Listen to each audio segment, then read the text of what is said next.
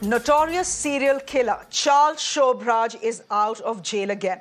He did not slither out like a serpent this time, though. He was booted out by a system that caught him, convicted him, and recently took pity on him. It's a story that every Indian is familiar with. Sobhraj is one of the most notorious serial killers the world has ever seen. There is no reliable estimate on how many people, mostly women, he has killed, but most people say it's more than 22.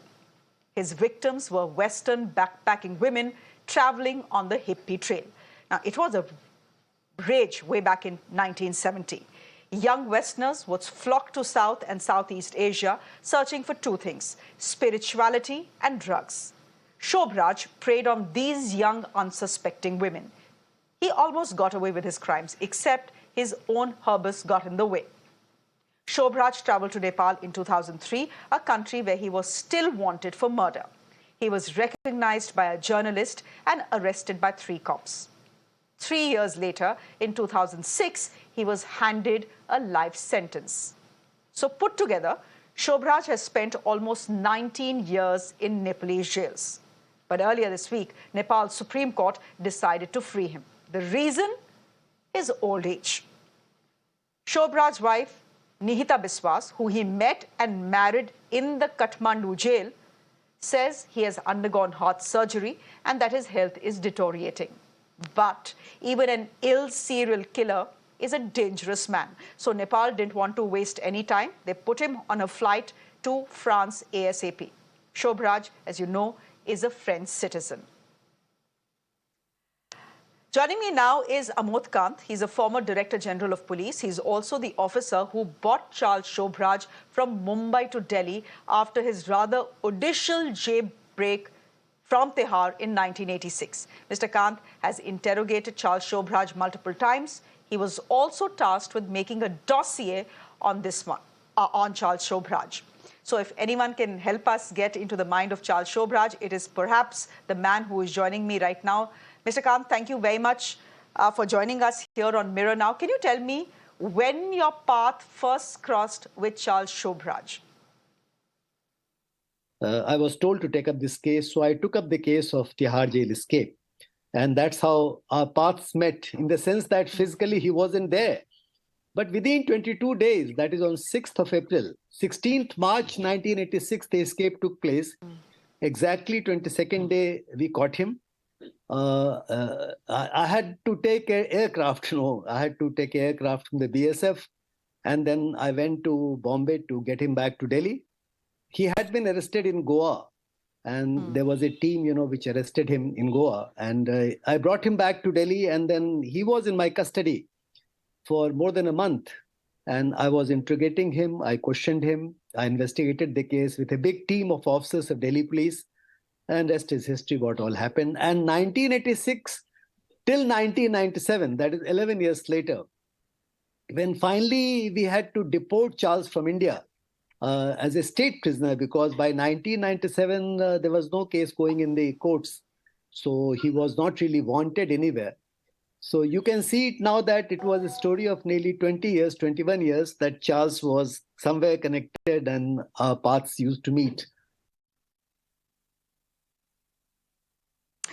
You were, of course, tasked with making a dossier on him. Did you manage to get a fix on his personality? Sometimes he fought for prisoners' rights when he was in Tihar. Sometimes he was charming. And then he would simply end up murdering women. What did you make of his personality?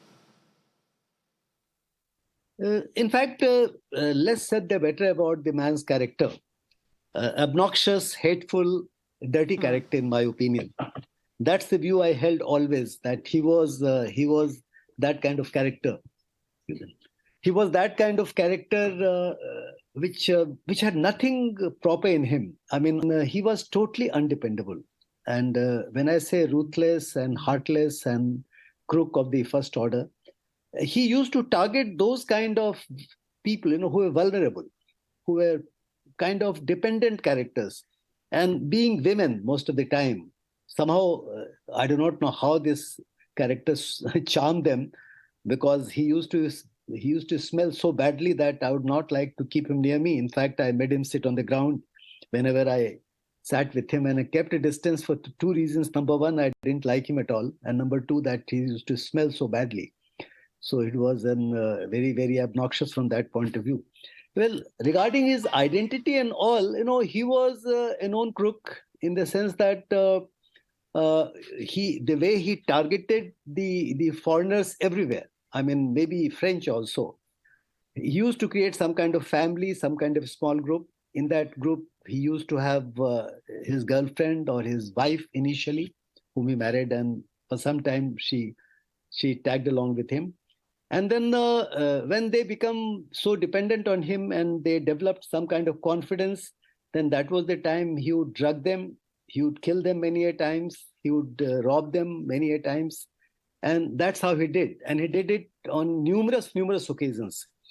And the countries where he operated, as you know very well, that apart from India, it was Greece, it was Turkey, it was Afghanistan, it was France, it was Thailand, it was Nepal finally. So in all these countries, generally he traveled on forged passports. Or the passports, he took passport from somebody else, pasted his photograph on that, and then used that passport, and he kept on traveling all over. So, what was it about Charles Sobhraj and his story that continues to capture public imagination in your view? He was a peculiar kind of con man. And as you know that the con men know how to go about it, whether the con man happens to be from the world of spiritual activities or it happens to be a motivational speaker, all these kinds of people can also come out. This character had the mixed parentage. He was half French, half Indian, and the looks were different, number one. Secondly, he was clever. He used to read and understand a lot of things. I will not rate him very high in the legal knowledge or spiritual knowledge of India, etc. But he used to collect all this stuff. And then he used to become very friendly with anybody. That knack he had. I mean, to the last point, to the extent that his victims fell prey to his machinations and serious crimes, and 22 of them got murdered by him and his other friends, because they got charmed with him. Why was he so charming and how was he so charming? Frankly speaking, in the proximity that I faced him, I never thought that he was really all that charming or charmer. Well, I'm not a woman to understand that part of it. But the other part, of course, was that, yes, I mean, he could talk interestingly. As I said, that talk about some philosophy, talk about some legal issues, talk about some international issues, anecdotes and stories and those kind of things, which generally make a person interesting. He had all those things. And since he was widely traveled, as I said, that in that particular time, and he had a peculiar kind of parentage. I mean, for example, he was born in 1944. In 1963, probably that was the time, for the first time, he was arrested as a young offender, and he was in that jail called Poisse jail near Paris. And there also, there was someone very cultivated with whom he maintained some good relations with him for some time, who gave him the opportunity to know more about the world in that prison and around. Likewise, he was an inclined person, definitely an inclined person to gather information wherever he was and present them in a manner which appeared to be interesting.